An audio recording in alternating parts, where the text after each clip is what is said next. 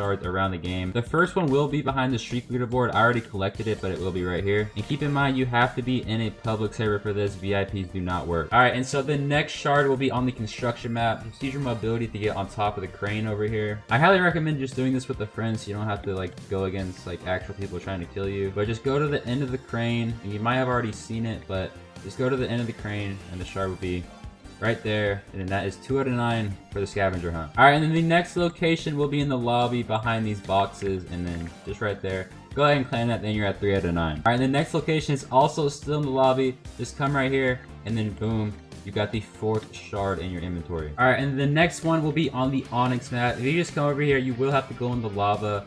I don't think it insta-kills you, but just try to bounce on it and get it fast before your timer thing actually says return the dual zone. And that will be the 5th shard collected. And then the 6th location will be on the bridge map. I recommend get some mobility just so you don't 100% fall off. But it'll be right up here, and you just gotta climb up here. Make sure you get it before you get timed out. And then that will be the 6th out of 9 scavenger hunt location. Alright, so the next shard location will be on the small crossroads map. Just come up here behind the rock. You gotta do a little side jump, and you can just die if you want to, but there is the next shard, and that's probably one of the most hidden ones so far. So the next one is on docks. This is by far the hardest one, and you have to use the war horn, and I would recommend just using any movement weapons. I'm pretty sure you have to go down here, right here.